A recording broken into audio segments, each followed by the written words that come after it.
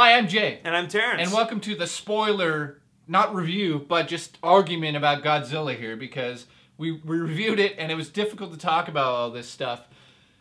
But here's the warning, we have to warn them. If you haven't seen Godzilla and you're about to watch this, stop. Don't. Stop. Watch our review, the last video. Yes, because we're going to basically give away the film starting now. So, Godzilla, I argued with him in the end and I said, Godzilla basically turns into a WWE wrestling match, and you're saying it doesn't. Now, let's just say what happens.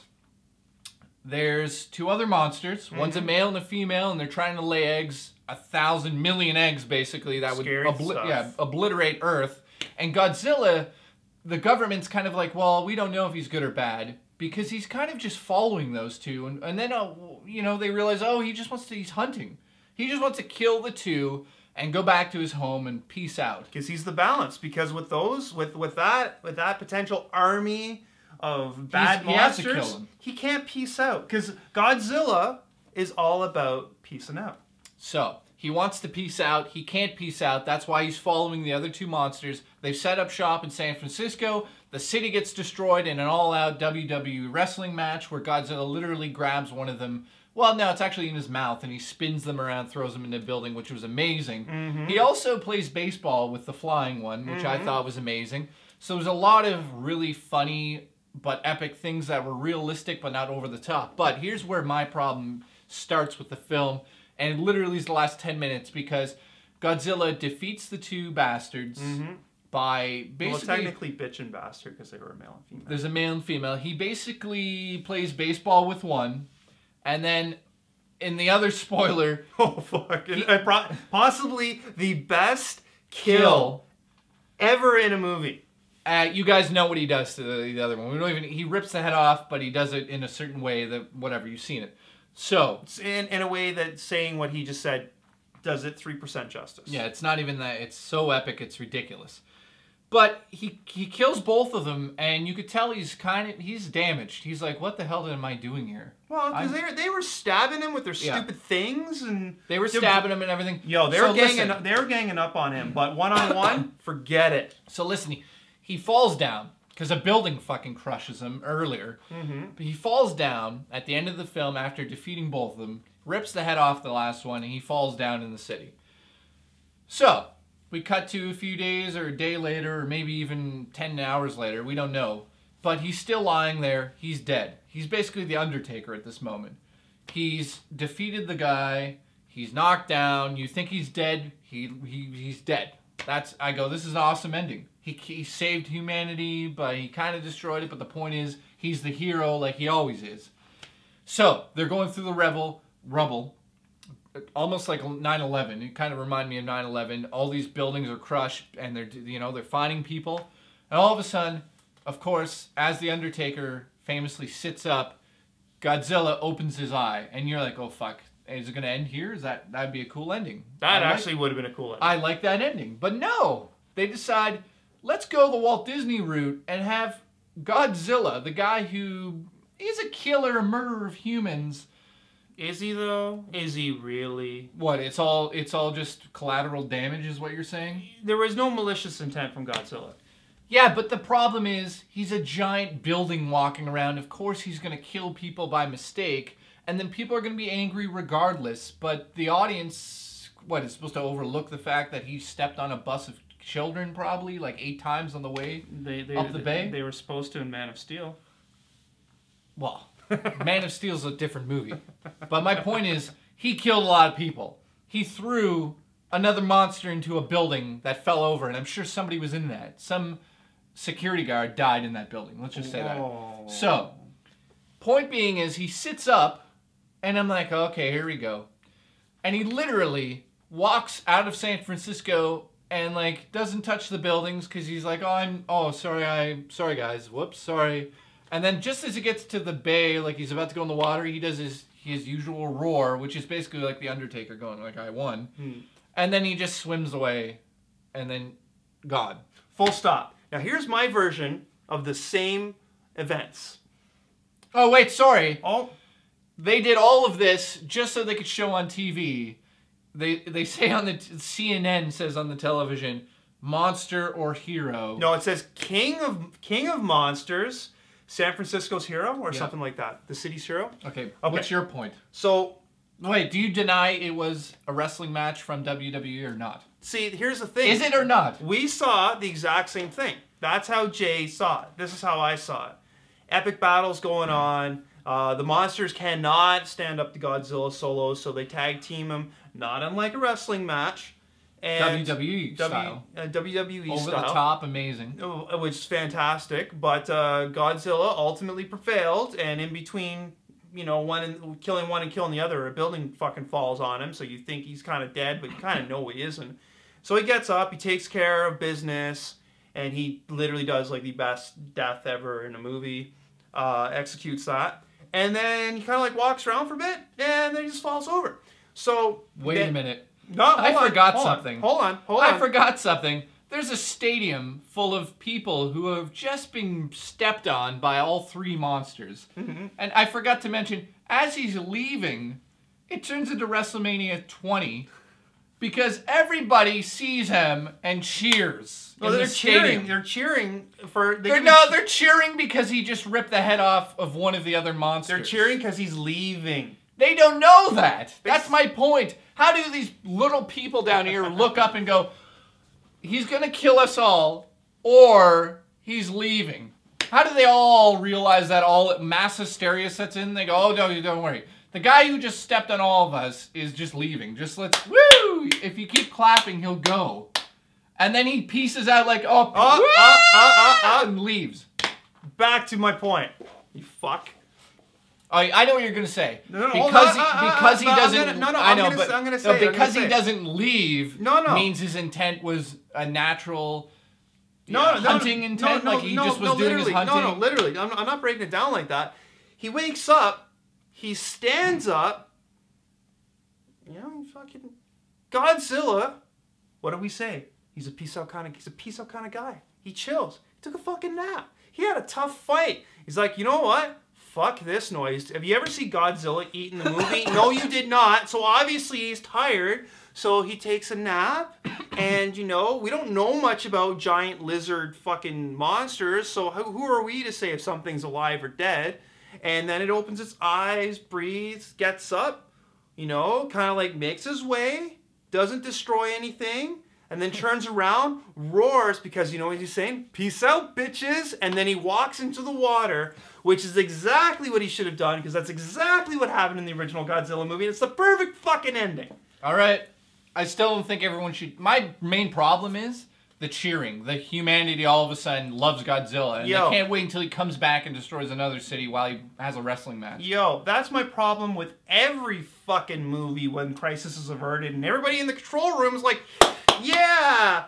Yeah! We did it, you fucks! And they did that at the end. They shouldn't have.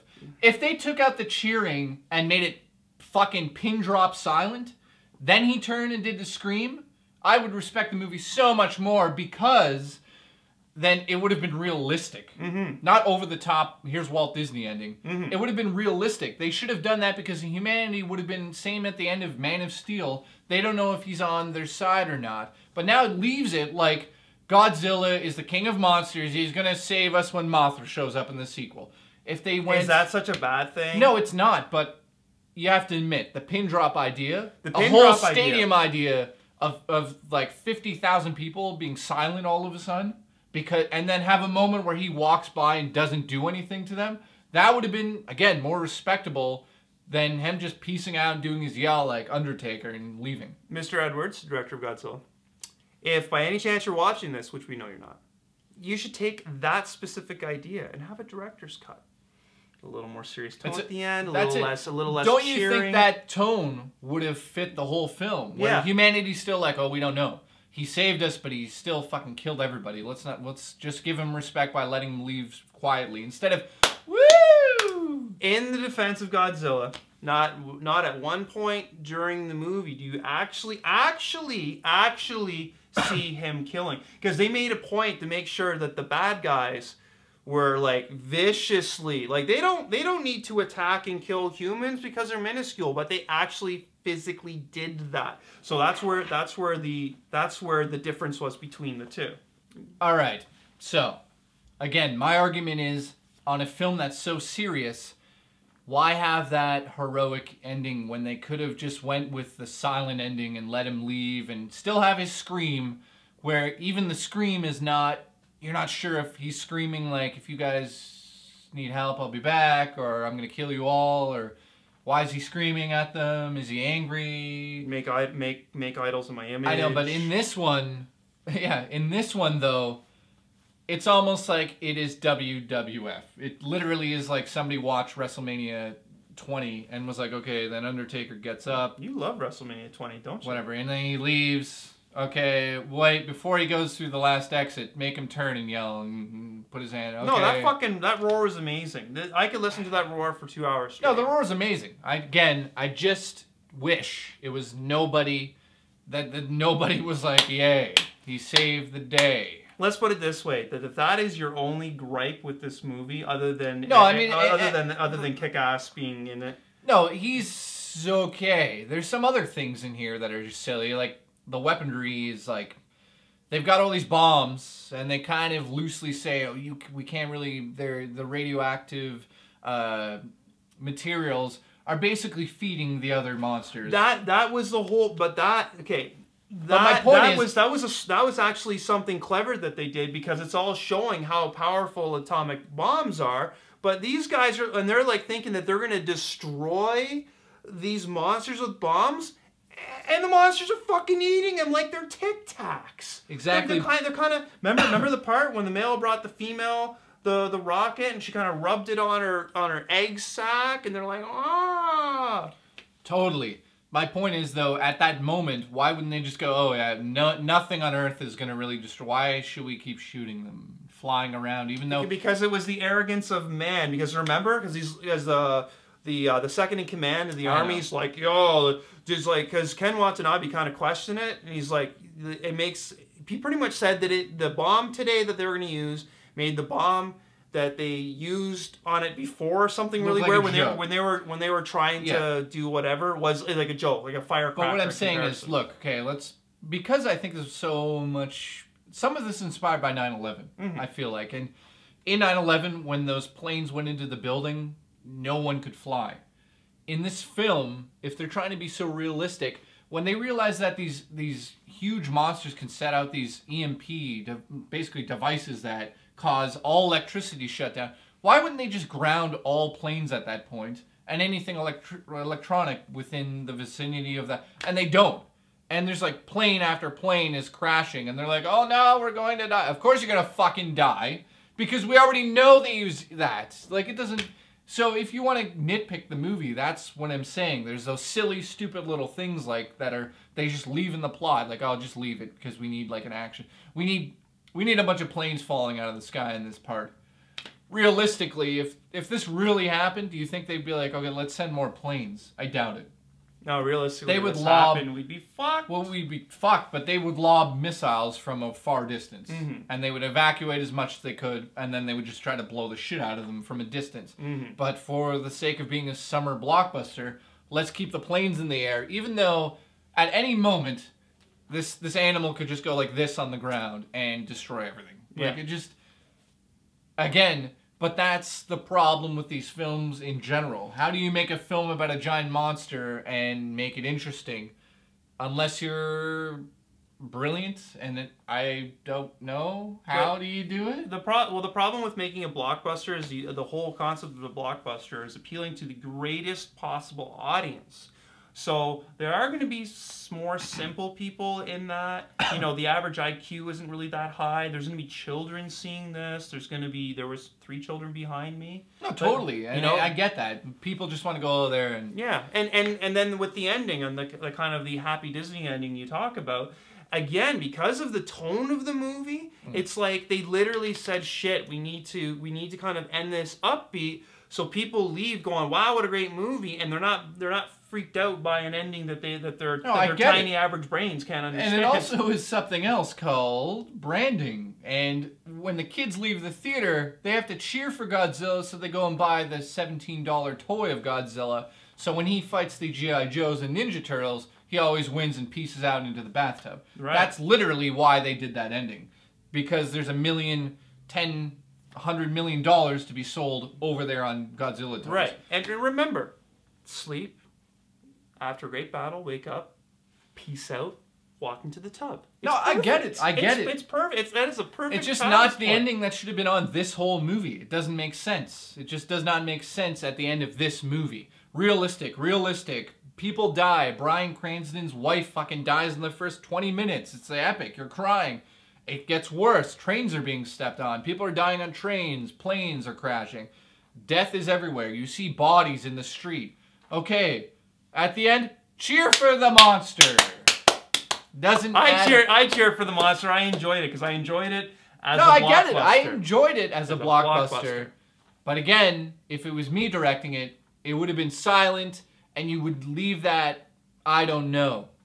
I would have stopped it with the eye opening. That's it. Oh, yeah, that would have been a brilliant ending. Yeah. Because you don't know what happened to him. I still think if you're going to push it a little further, have him get up, have them all in awe of how big he is because it was daylight at that time. That would be it.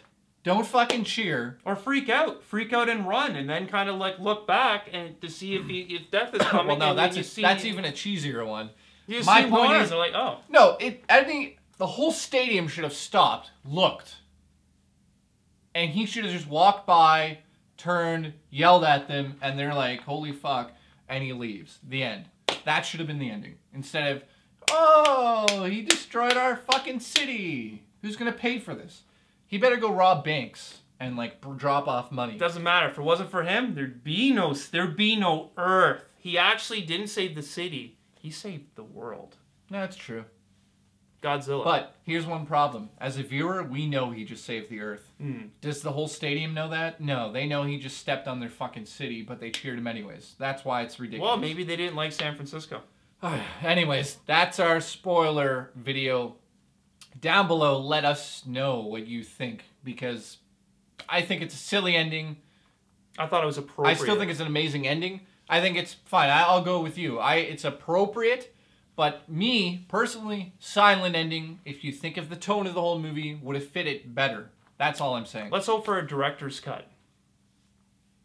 We'll see you next time. What are we doing next? We don't even know. Something. We're gonna talk about that thing. What's it called? Video games. Yeah, back to that. Back to Watch Dogs. And actually, on the Mario Kart. On the 22nd, I'm going to the Watch Dogs launch party in Toronto, and I might make a video about that because I'm gonna actually play it on the 22nd. That's why I'm going. I'm probably not gonna go to it because whatever. Have a good night, guys. Let us know what you think.